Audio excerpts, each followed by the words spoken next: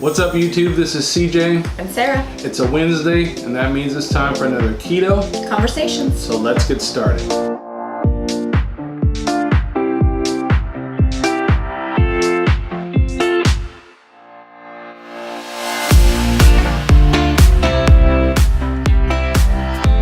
right. So this week we're going to actually look at an article that was sent to us by... It was a suggestion by a subscriber. Yeah, it was a suggestion by a subscriber. Because we've been interested in discussing some of the latest study findings about the ketogenic diet. And so we need to put a disclaimer at the beginning of this video, because this video is going to be talking about cheat days. And we are not the keto police. Cheat days. Cheat days? Okay. And we are not the keto police. And how we choose to live the ketogenic lifestyle may not be the way that you do it. We are simply just going to be discussing a very current article, and this is from the University of Okanagan in British Columbia.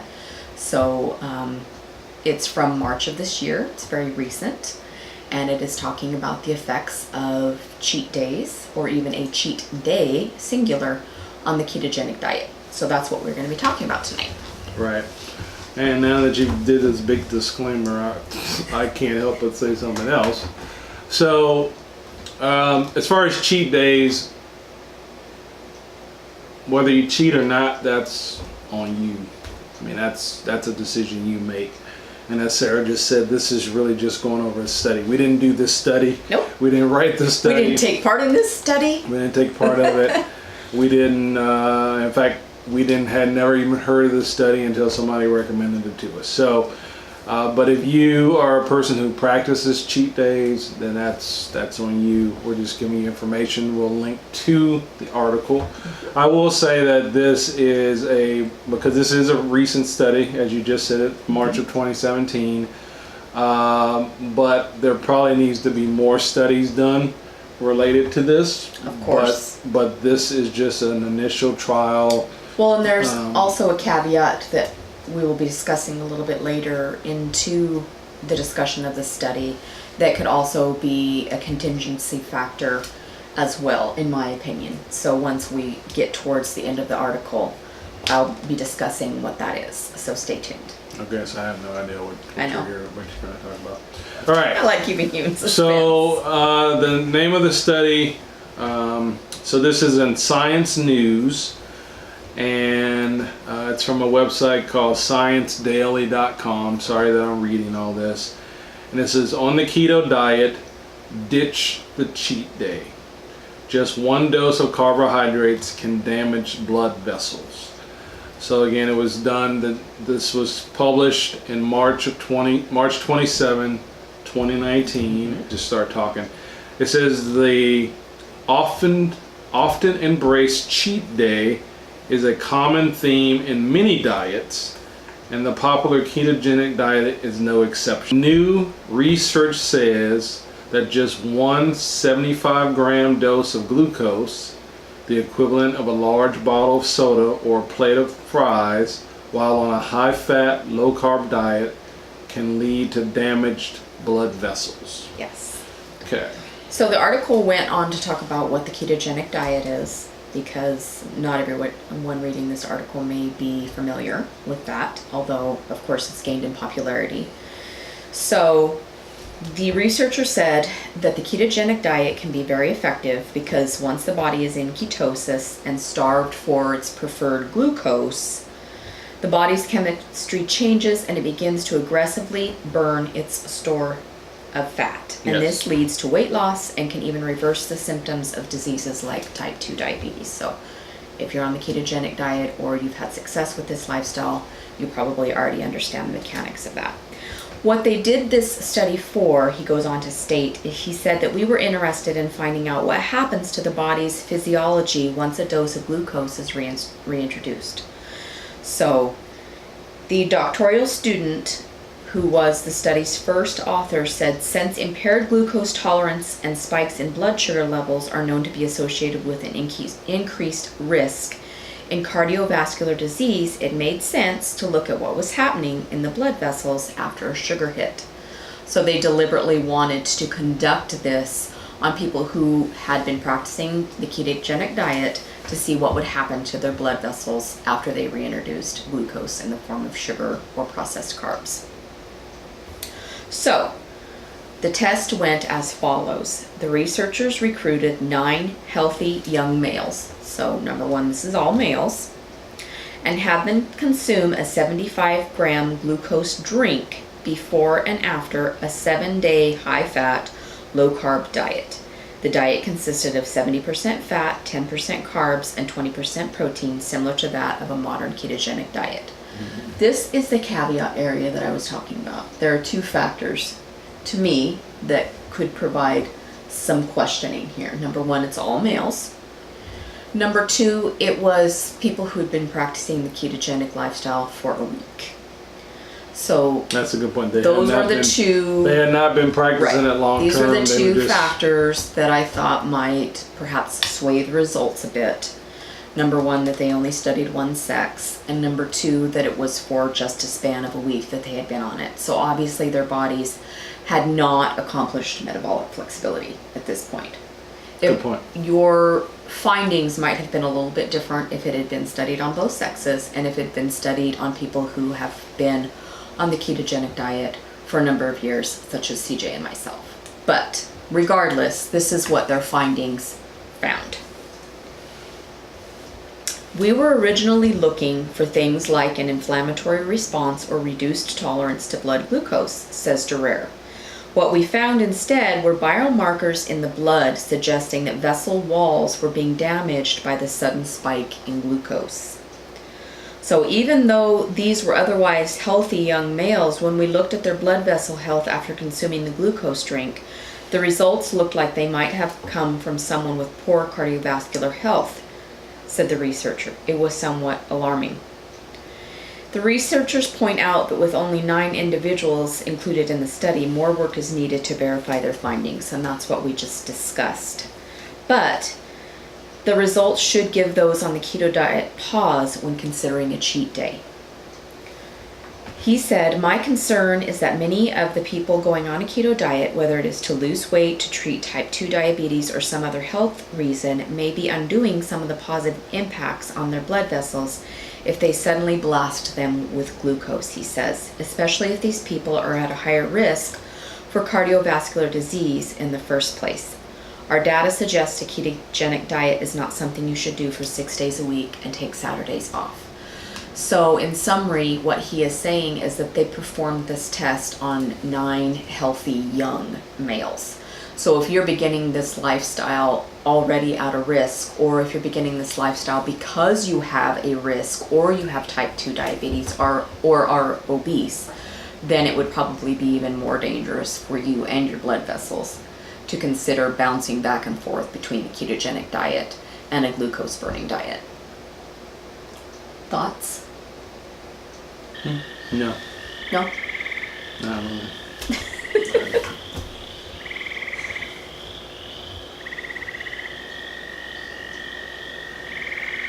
I'm sorry. We do see people bounce off and on of the keto diet.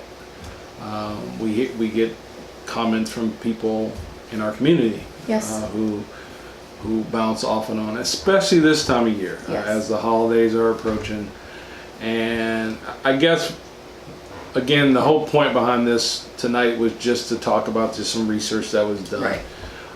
As Sarah mentioned, it was fairly narrow. It was linear for sure. As far as who it was done on.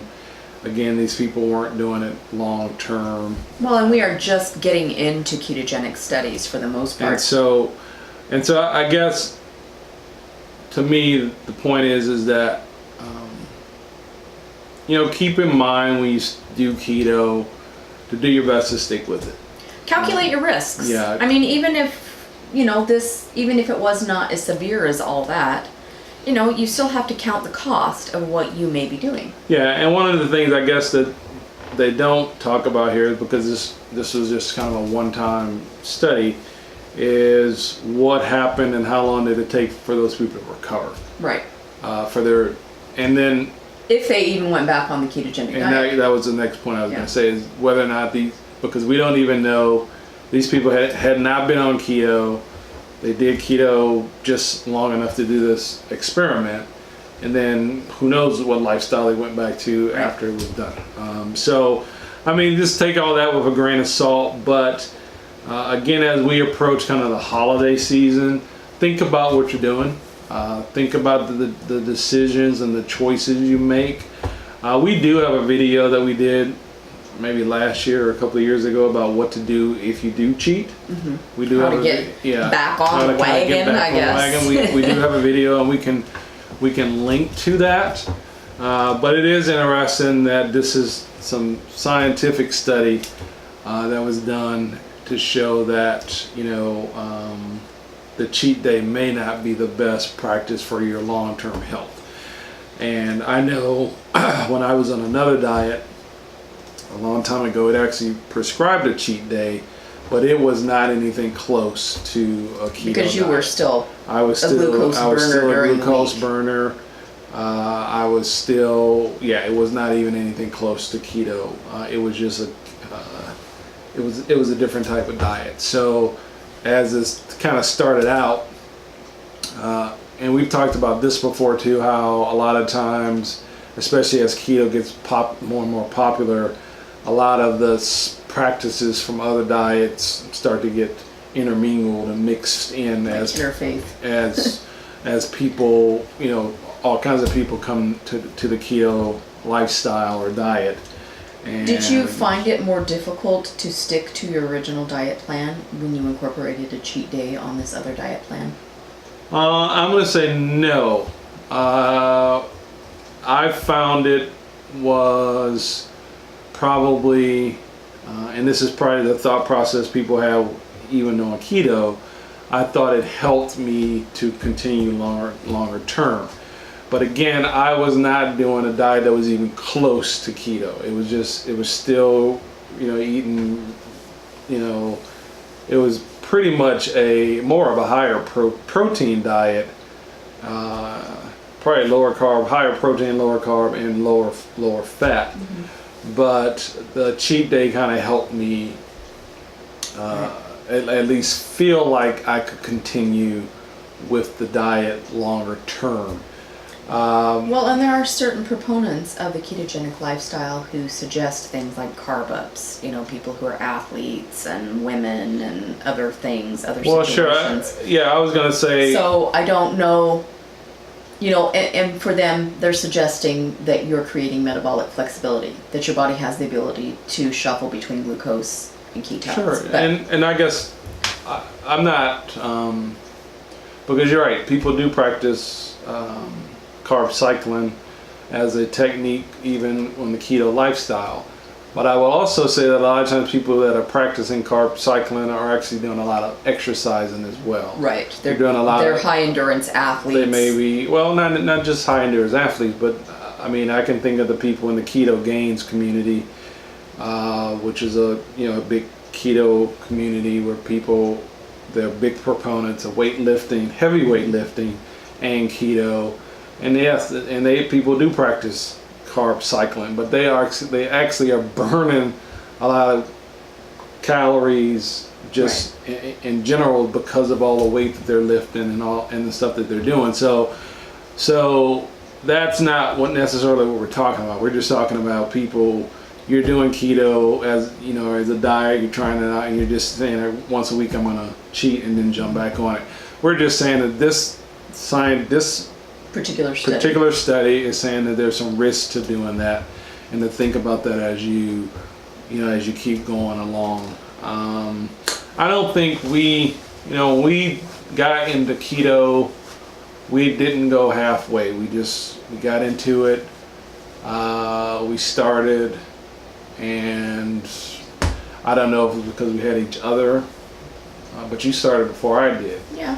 So, and I'm sure there are plenty of couples even who, they're off for holidays or birthdays or whatever. So we just don't. I think we kind of had the attitude that we were going to commit to this, and then, and again, I've said this like a broken record. Part of the reason we do the recipes is to give people options so that you don't have to cheat. You don't Right. have to feel like you have to cheat, because You can create a ketogenic food yes, that can mimic whatever you may be wanting yes, exactly. in And a so glucose world. that for us I'm sure that has helped us can be able to live this longer term, is because we have so many varieties of food that we know we can choose from. One of the things lately that we've been having quite often is just those fat bombs, The brownie bites, because they're so easy to make. They're super and easy to they're make. like one carb. And it really fills your intense chocolate need. And so but that one little thing, can help you get from, this craving, get through one craving, and, even if you just have one of those a day. And so sometimes the whole cheat day ideal or mentality, sometimes I wonder if it's just people not knowing, but I guess it could be fun too. There's probably some fun in your mind as well, but we may be a bit unusual because, again, I think we can count on one hand how many times we've actually probably cheated on keto. We're not judging anybody, but that's just the lifestyle that we've chosen. And then here's some scientific evidence that's indicating that there may be some things you need to think about as you're making those kind of choices. So again, as Sarah mentioned, this was a pretty narrowly focused study with just 10 individuals, all male. In good health. In good health. And only following for a short amount of time. Right. So.